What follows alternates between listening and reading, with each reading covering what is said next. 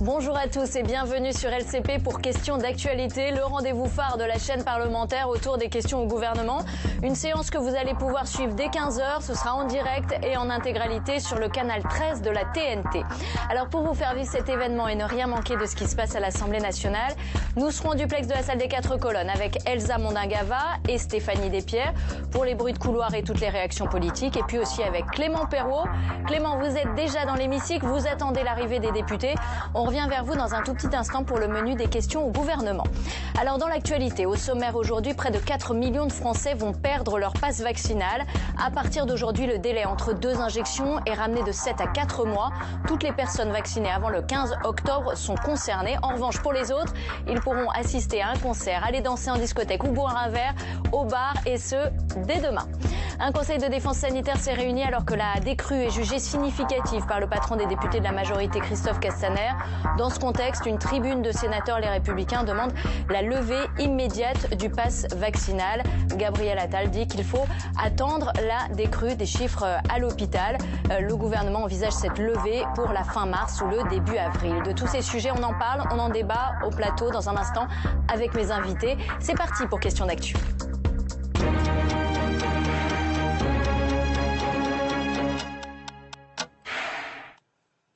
On en débat avec Valérie Gomez-Vassac. Bonjour. Bonjour. Et merci d'être avec nous. Vous êtes député La République En Marche du Var. Et Pierre-Henri Dumont, bonjour. Bonjour. Bienvenue, vous êtes député Les Républicains du Pas-de-Calais. Avant de commencer le débat, vous le savez, on part tout de suite dans l'hémicycle où nous retrouvons Clément Perrault. Clément, vous avez pris connaissance des questions qui seront posées par les députés aux membres du gouvernement tout à l'heure. Alors de quoi va-t-on parler cet après-midi ? Bonjour Brigitte, alors aujourd'hui on va beaucoup parler dans l'hémicycle de diplomatie et de politique étrangère avec bien sûr la situation très préoccupante en Ukraine. 2 députés, un pour le groupe Les Républicains et un pour le groupe La République En Marche, vont interroger le ministre des Affaires étrangères Jean-Yves Le Drian. Il pourra donc préciser la stratégie du gouvernement dans ce dossier particulièrement sensible. Et puis il sera aussi question du Mali. La France va-t-elle à court terme retirer ses troupes de ce pays? La question sera posée par Olivier Falorni, député du groupe Liberté et Territoire. Merci Clément Perrault, et on vous retrouve un petit peu plus tard dans cette émission pour des précisions sur ces questions au gouvernement. Je vous le disais en titre, à partir d'aujourd'hui, près de 4 millions de Français vont se retrouver avec un pass vaccinal non valide. Stéphanie Despierres, vous êtes salle des 4 colonnes, alors les règles changent et certains sont un peu pris de court.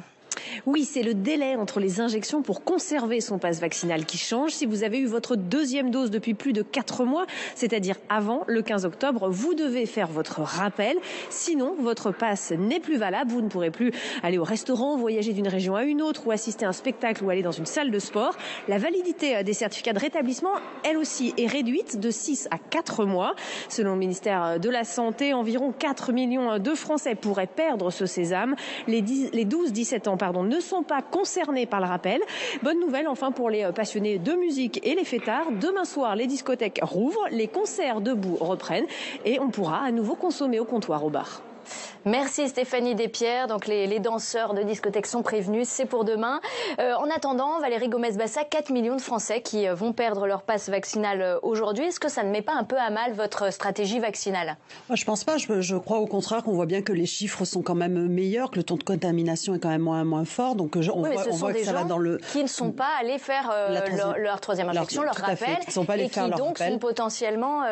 ils peuvent tomber malades, peuvent aller à l'hôpital. Donc ils peuvent, et en effet, ils vont perdre le bénéfice du pass. Donc je ne peux que les inciter à aller faire ce rappel pour qu'ils puissent récupérer leur pass dans les 7 jours, quoi. Et c'est vraiment, encore une fois, c'est une nécessité. Si on veut vraiment s'en sortir et espérer la fin de cette épidémie, c'est le seul moyen, même si il n'y a pas de certitude, parce que comme on a pu le voir, on n'est toujours pas à l'abri d'un nouveau variant, de quoi que ce soit, mais on voit que quand même tout va dans le bon sens. Donc incitons les personnes à continuer à faire les vaccins, à faire les rappels. Et vous n'avez pas plus d'inquiétude que ça? Vous ne vous dites pas ça peut faire repartir éventuellement l'épidémie? Bien sûr qu'il y a un risque. C'est pour ça qu'on essaie aussi d'accorder une certaine tolérance aussi pour ceux aussi qui ne sont pas vaccinés, qui vont commencer à faire la première dose, etc. On essaie quand même de permettre une certaine souplesse justement pour inciter, pour éviter que ça reparte. Il faut surtout éviter que l'épidémie reparte. Ça, c'est vraiment une nécessité.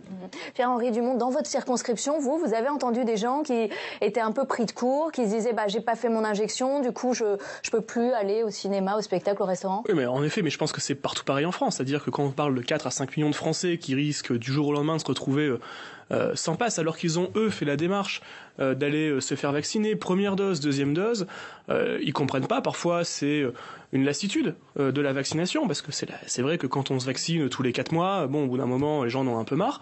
Qu'en plus, ils voient que l'épidémie décroît extrêmement fortement, que la vague de contamination extrêmement intense, 1 demi-million de contaminés par jour, n'a pas entraîné des hospitalisations massives, en particulier dans les services de réanimation. La courbe est restée quand même relativement plate, on a réussi à la baisser par un double succès en réalité. Le succès d'abord de la vaccination, c'est vrai, mais puis aussi par le fait que le variant Omicron était quand même en réalité beaucoup moins virulent que la souche Delta auparavant, était beaucoup plus, en tout cas contaminante, mais beaucoup moins dangereuse pour les personnes qui l'avaient. Donc ces deux facteurs ont fait que la courbe des hospitalisations a été parfaitement aplatie, qu'il y a eu beaucoup moins d'entrées en réanimation, et donc c'est ce phénomène-là qui fait que les gens en ont vraiment marre et qui veulent pas se vacciner. Il y a un problème de communication, manifestement, parce qu'il y en a qui ont découvert il y a quelques jours, quelques heures même, j'ai encore eu un appel ce matin, qu'ils allaient perdre le bénéfice de leur passe vaccinal. Ce sont des personnes qui en plus utilisent assez peu leur téléphone portable, sont plutôt avec une impression papier de leur passe, donc ils n'ont pas forcément les infos qui circulent sur l'application. Bref, on s'aperçoit que en réalité, l'utilité de ce passe vaccinal commence de plus en plus à être questionnée, d'autant plus que en même temps, c'est la marque de ce quinquennat Macron, on va enlever 4 millions de bénéficiaires de ce pass vaccinal et rouvrir les boîtes de nuit ce soir ou demain. Donc ça pose question en effet à tous ceux qui se retrouvent sans le bénéfice de ce pass. Alors je vous fais répondre Valérie Gomez-Bassac. Est-ce que vous ne voyez pas effectivement, est-ce qu'il n'y a pas déjà un problème d'information? Est-ce que les Français étaient suffisamment prévenus que ce pass vaccinal allait tomber? Et puis est-ce qu'il n'y a pas des injonctions contradictoires, puisqu'on entend que le pass vaccinal pourrait être levé, mais qu'en même temps il faut faire ces injections? Alors du coup les Français se disent si c'est levé bientôt, je peux attendre. Alors, je le fais pas. Non, mais il faut surtout le faire parce qu'il faut éviter un nouveau variant aussi. Hein. Plus on sera de personnes vaccinées, plus on a de chances aussi. Mais la communication n'est-elle pas un petit peu brouillonne en fait? Alors, ça fait quand même plusieurs semaines qu'on le dit, que les délais allaient être raccourcis, etc. Donc, je peux entendre que sur certaines personnes, on n'arrive pas forcément à toucher les cibles pour les raisons que vous avez citées. Ça, je peux l'entendre. Donc, il faut continuer cette communication-là. Mais c'est le en même temps, non pas de en marche, mais c'est vrai que on peut permettre les réouvertures, on peut permettre une vie normale parce qu'on est toujours dans l'espoir que tout le monde sera vacciné et ça va dans le bon sens. Donc on s'adapte au fur et à mesure par rapport aux chiffres. Ça c'est certain. Donc il est vrai qu'il y a eu moins d'hospitalisations graves, il y a eu moins de cas graves avec le nouveau variant. Mais bon, évitons il n'y a pas de certitude. Encore une fois, rien ne dit que demain il peut pas y avoir un nouveau variant qui soit à nouveau grave. Donc il faut surtout éviter cela. Donc je pense qu'il est nécessaire de continuer à inciter les personnes à se faire vacciner. Je le dis encore, je suis désolée, mais je crois que c'est vraiment la priorité, et de retrouver une vie normale, parce que en effet on suppose que pour l'instant les chiffres vont continuer à aller dans le bon sens. D'ailleurs c'est pour cette raison aussi que l'on espère mettre fin au pass vaccinal fin mars. Alors début avril, on va en mais parler, on va y venir. Mais juste un mot, peut-être cette réouverture des salles de spectacle, des discothèques, ça peut quand même peut-être inciter les jeunes qui ont envie de faire la fête à faire très bien, mais pardon, cette deuxième injection s'ils ne l'ont pas faite. Pourquoi est-ce qu'il y a un pass vaccinal? Dans la mesure où la vaccination n'entraîne pas une absence de contamination et une absence de transmission. Même vacciné, on peut attraper le Covid et le transmettre. Ça empêche juste de développer des formes graves. Dans ces cas-là, ça ne change en réalité pas grand-chose d'être vacciné ou pas, en particulier chez les jeunes qui ont très très peu de possibilités de se retrouver en réanimation. Par contre, la désactivation de ces 4 à 5 millions de passes vaccinaux aujourd'hui ne résout pas la problématique extrêmement importante que nous, députés Les Républicains, nous avions mis en exergue lors du débat, à savoir que vous ne touchez pas les bonnes personnes. Vacciner des enfants, vacciner des jeunes adultes ou des adolescents... Eux transmettent aussi aux plus âgés, à leurs parents, leurs grands-parents. Ça n'empêche pas la transmission, la vaccination. Si la vaccination empêchait... Ça diminue, mais si la vaccination empêchait 100% de transmission, dans ces cas-là, oui, mais ce n'est pas le cas. Par contre, on a toujours 10% aujourd'hui de personnes très âgées, de personnes de plus de 80 ans qui ne sont pas vaccinées, qui ont 0 dose, qui sont à domicile. Et il n'y a pas eu de stratégie d'aller vers. On a mis un temps fou à autoriser les infirmières, par exemple, à aller vacciner les personnes âgées à domicile. Et les personnes âgées à domicile, elles vont pas au théâtre, elles vont pas en boîte de nuit quand elles ont 80 ans, elles vont même pas au restaurant. Ces personnes-là, pour la plupart, si, parce que de façon... En boîte de nuit, d'accord, mais enfin, moi j'en connais beaucoup dans mes petits villages qui vivent seuls chez elles. Moi, je peux vous dire, je vais vous dire, c'est pas une majorité, c'est pas ceux qu'on voit en majorité dans les restaurants et dans les endroits où ces personnes très âgées, parce qu'elles peuvent parfois ne pas se déplacer, peuvent potentiellement aller. Pardon, mais la réalité, c'est qu'il fallait mettre avant tout une obligation vaccinale sur ces personnes très à risque les personnes qui ont des affections de longue durée, les personnes qui sont les plus âgées, les très âgées, plutôt que de faire porter l'effort de vaccination sur les plus jeunes, qui, eux, ont beaucoup moins de risques de développer des formes graves de cette maladie. Et cet effort sur les personnes très âgées n'a pas été fait. Je le répète, aujourd'hui, il y a toujours 10% des personnes très âgées qui ont 0 dose en France. Alors, on va poursuivre ce débat, mais avant cela, on va faire un petit détour par la salle des 4 colonnes, où se trouve Philippe Berta, qui est député Modem et démocrate apparenté du Gard et qui est aux côtés d'Elsa Mondin-Gava. Et on s'interroge sur le bon discours à avoir. Effectivement, il y a une décrue des cas de contamination, elle est certaine, il y a une levée des restrictions. Et en même temps, il faut inciter toujours à une dose de rappel, à des précautions. Est-ce que vous avez l'impression que les Français s'y retrouvent ? Je pense que c'est compliqué pour tout le monde. Simplement, il faut raison garder et il faut être équilibré dans ses décisions. J'observe les chiffres de mon département. Oui, on était sur un taux d'incidence au-delà de 3000. Oui, on est sur un taux d'incidence hier soir autour de 1700. C'est mieux. Mais un taux d'incidence de 1700, il y a encore quelques semaines, ça nous aurait paru monstrueux. Déjà, on discutait à 200. Donc la décrue s'amorce. Il faut l'accompagner par une position d'équilibre. Cette guerre, elle n'est pas gagnée. Moi, je le dis depuis 2 ans. Ce virus, il nous mène par le bout du nez. C'est lui le plus fort.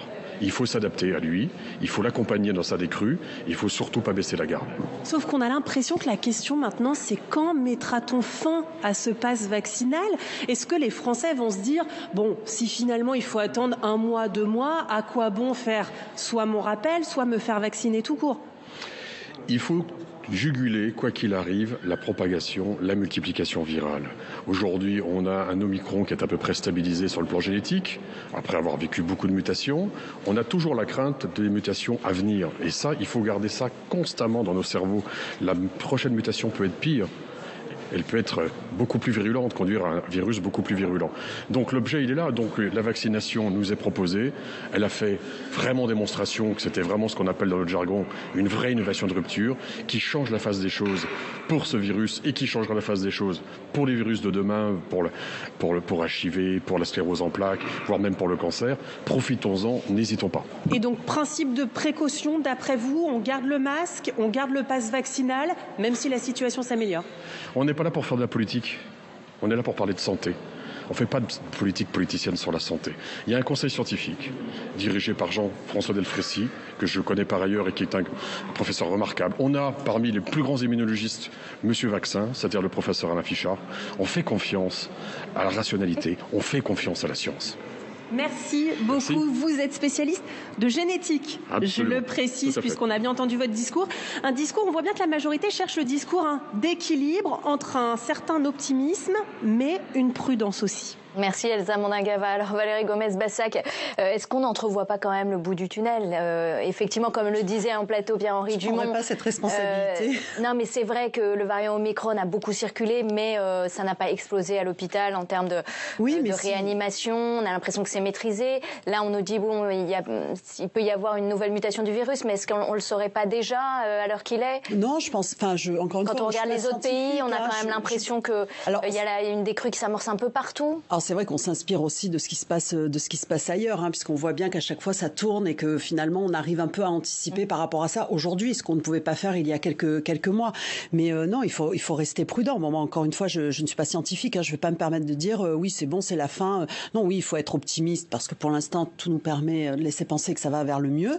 Mais il faut rester prudent parce que si demain il y a un nouveau variant qui est plus dangereux, vous allez m'appeler sur ce plateau, vous allez me dire vous voyez, vous changez encore d'avis. Non, on change pas d'avis, on s'adapte face à une donnée qui bouge et qui est en mutation tout le temps. Tout à l'heure, vous disiez aussi le fait qu'on aurait pu cibler davantage sur certaines populations. Moi, je crois qu'il ne faut pas faire de différence entre les jeunes, les personnes âgées. Il y a aussi des jeunes maintenant qui sont hospitalisés. Il y en a d'ailleurs de plus en plus.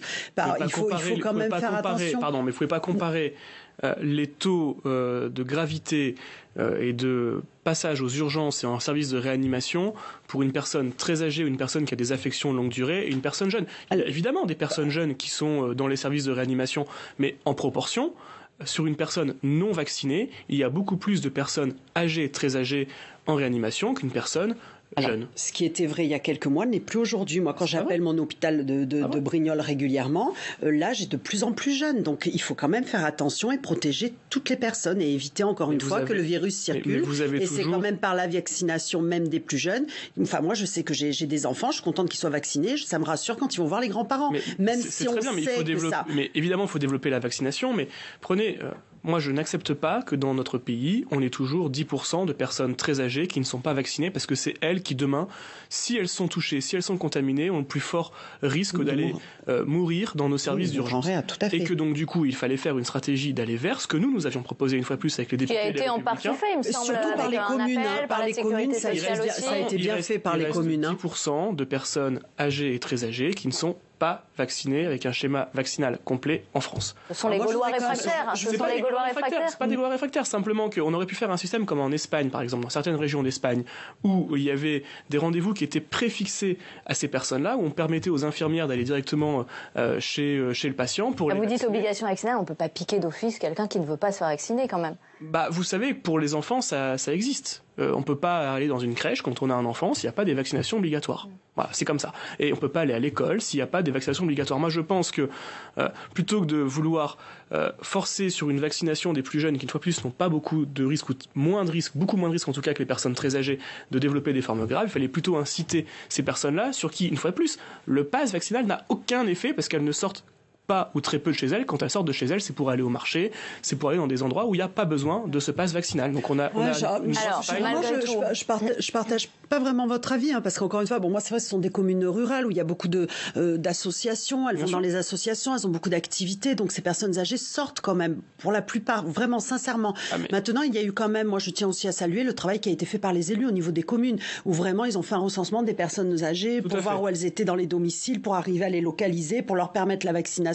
Il y a quand même un énorme travail qui a été fait. Et vous faites bien de le dire, parce qu'au début, au lancement de la vaccination, nous, députés Les Républicains, demandions de faire confiance aux maires, de lâcher la grappe de l'ARS sur les collectivités. C'était refusé par le gouvernement. Nous demandions des vaccinodromes, ça avait été refusé, jusqu'à ce qu'à force de pression par l'Association des maires de France, par les élus locaux et nationaux de droite, on a pu ouvrir des vaccinodromes. Ça a été réglé. Alors on va avancer. Qu'il y ait les vaccins. Mais c'est bien de le reconnaître.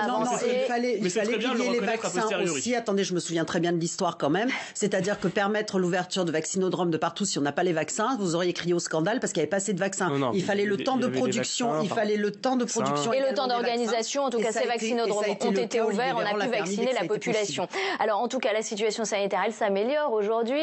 Et il y a donc une question qui se pose. À quand la fin du pass vaccinal? Elsa Mondin-Gava, on vous retrouve celle des 4 colonnes. C'est vrai qu'il y a, on pourrait dire, une forme d'impatience. Exactement, Brigitte, un peu comme un vent d'optimisme. Le président du groupe La République En Marche, Christophe Castaner, a bien parlé de décrue significative en réunion de groupe. Les chiffres parlent d'eux-mêmes. 130 000 contaminations hier. On se souvient, on a connu des records jusqu'à plus d'1 demi-million de contaminations par jour. Alors, ce pass vaccinal, il peut être utilisé jusqu'au 31 juillet, mais le gouvernement l'a rappelé plusieurs fois. Dès qu'il peut le lever, il le lèvera. Il y a une dizaine de jours, le ministre de la Santé avait prévu une nette amélioration, notamment à l'hôpital au printemps. Le porte-parole du gouvernement, Gabriel Attal, s'était même risqué un pronostic évoquant fin mars, début avril.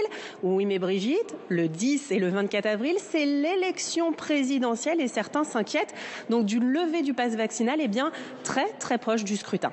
Alors d'ailleurs, à droite, Elsa, une vingtaine de sénateurs, les Républicains, demandent la levée immédiate du pass vaccinal. Exactement. Alors leur raison, ce n'est pas tellement l'amélioration de la situation, mais c'est le fait qu'Omicron soit tellement contagieux et que le vaccin finalement n'arrête pas la transmission. Ils considèrent donc qu'un test négatif est plus efficace que ce pass vaccinal.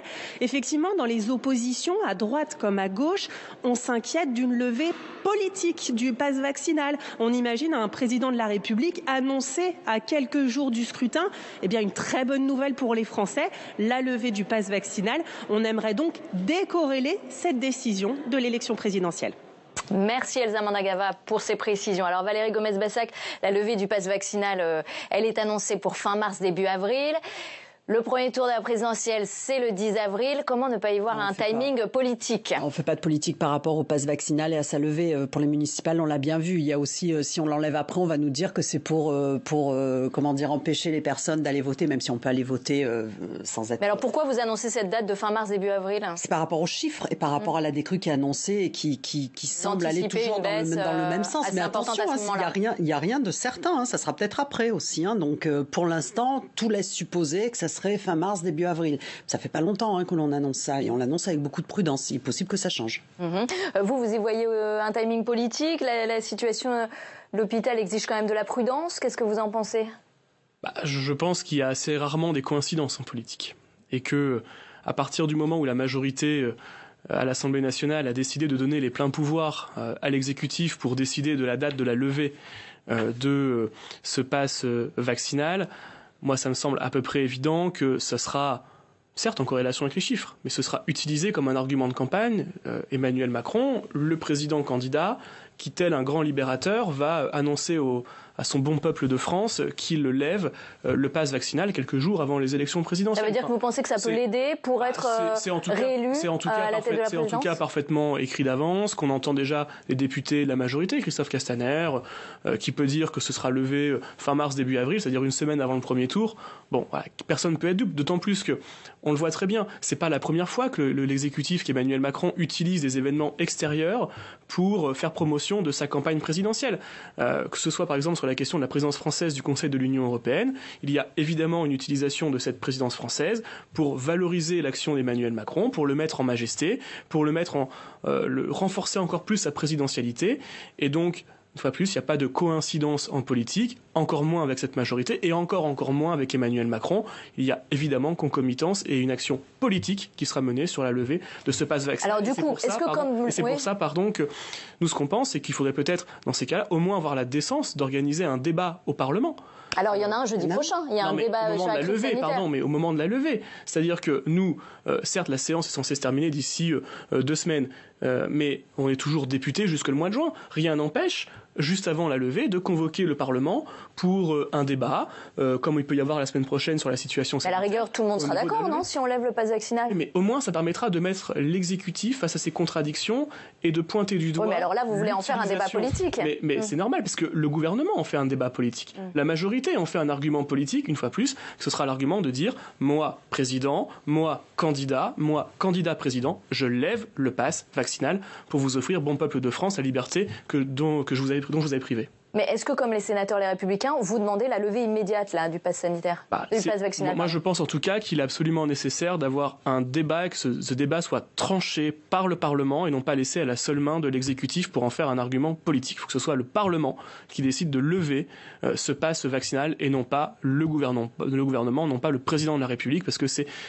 on voit trop le lien entre l'élection présidentielle et la levée de ce pass. On va à présent recueillir la réaction du communiste Sébastien Jumel, qui est député donc gauche démocrate et républicaine de Seine-Maritime et qui se trouve, salle des 4 colonnes, aux côtés de Stéphanie Despierres. Sébastien Jumel, 4 millions de Français pourraient perdre leur pass vaccinal d'ici quelques jours, faute d'avoir fait leur rappel. Qu'est-ce que ça vous inspire ? C'est préoccupant et flippant parce que dans le même temps, il semble que des fenêtres de libération recouvrées s'ouvrent et que peut-être dans 15 jours, le gouvernement va dire qu'il renonce au pass vaccinal, dont il faudra d'ailleurs procéder à l'évaluation. Ce machin qui avait une vocation plus politique que sanitaire, il faudra bien évaluer son efficacité. Moi, je note que le calendrier du gouvernement est plus politique que sanitaire. Et on a là... Écoutez, 4 millions de Français voient leur passe vaccinal périmé et demain on ouvre les boîtes de nuit. Vous y comprenez quelque chose, vous, à cette cohérence de lutte efficace contre le virus? Il faut le lever tout de suite, ce passe vaccinal? Il faut le supprimer d'ores et déjà? Moi, j'ai voté contre le passe vaccinal, considérant qu'il n'était pas efficace au plan sanitaire, utile au plan sanitaire et qui provoquait des dégâts importants, qu'il allait cliver, fracturer. Et les mômes ont été abîmés à la faveur du Covid, les enfants. On voit d'ailleurs que le masque a provoqué des retards de langage, des déficits psychologiques. Les personnes âgées ont été abandonnées à la faveur de la crise. Il faudra donc réparer les vivants très rapidement et ne pas faire l'impasse sur ce qui a été au cœur de cette crise. L'hôpital abîmé, la médecine scolaire abandonnée, la médecine en milieu rural qui manque. On aura besoin de développer une politique de santé et on a besoin de recouvrer notre liberté. Qu'on soit vacciné ou non, je suis vacciné et j'ai préconisé le vaccin, on attend de recouvrer notre liberté. Merci, ce sera probablement un thème de la campagne électorale à venir. Merci Stéphanie Despierres. Valérie Gomez-Bassac, vous venez d'entendre Sébastien Jumel. On sait que vous allez rouvrir les boîtes de nuit demain. On sait aussi que le protocole sanitaire va être allégé à l'école à la rentrée des vacances scolaires. On parle aussi d'une levée du masque en intérieur dans les endroits où il y a le pass vaccinal. Finalement, est-ce que on voit bien que vous êtes en train de lever les restrictions? Oui. Est-ce que vraiment ce pass vaccinal, il devrait pas être levé plus tôt? Est-ce que ce timing politique qu'on entrevoit là, il est très cohérent avec les autres mesures que vous prenez aujourd'hui? Alors je vais me répéter, mais oui, il faut écouter les scientifiques et pour l'instant, il vaut mieux encore être prudent. Il faut essayer quand même de garder encore les gestes barrières un petit peu. Il faut essayer de gagner du temps pour que justement on arrive à éradiquer complètement cette épidémie. Et à vous entendre, on dirait que c'est une spécificité française. Je veux dire, vous regardez ce qui se passe dans les autres États, on est confronté aux mêmes choses. On essaie de trouver un juste équilibre et c'est ça le plus important, c'est avoir à nouveau une vie normale. Le confinement n'a fait plaisir à personne. Bien sûr qu'il y a eu des dégâts, il y en a eu de partout, que ce soit vis-à-vis des personnes âgées, vis-à-vis de la jeunesse. Il faut essayer maintenant de se reconstruire par rapport à ça, mais avec prudence, parce que ce serait dramatique que nous repartions sur une nouvelle épidémie. Je crois que c'est surtout ça qu'il faut dire. Puis il faut arrêter de penser que tout est politique. On est en train de donner des pouvoirs au président de la République bientôt surnaturels. Les dates pour la présidence de l'Union européenne, ce sont des dates, elles sont comme ça, c'est tombé là et c'est une bonne chose. Qui aurait pu être avancé comme l'Allemagne l'avait fait. Ou pas, comme d'autres ne l'ont pas fait également dans le même moment. Oui, donc je pense qu'il a toujours porté l'Union européenne. Il a l'occasion de le faire encore avec des enjeux qui sont importants et on l'a vu notamment au moment de la crise sanitaire. Maintenant, on le voit aussi sur d'autres sujets. Donc c'est important qu'il ait ses pouvoirs maintenant pour le bien de la France. Et il ne faut pas faire de tout une utilisation politique et surtout pas de la santé. Et je crois que c'est surtout ça qu'il faut retenir, c'est-à-dire de trouver un équilibre pour le bien de tous. Et encore une fois, lorsqu'on vote ces mesures, lorsqu'on voit bien sûr certaines restrictions de liberté, ça nous fait pas plaisir. Hein. On a aussi des enfants, on connaît aussi des jeunes, on connaît aussi des personnes âgées. On s'éloigne nous aussi de nos personnes âgées parce qu'on veut les protéger. C'est compliqué. Donc quand on vote, on vote en responsabilité. Allez, on avance et on passe à présent au bruit de couloir dans cette émission.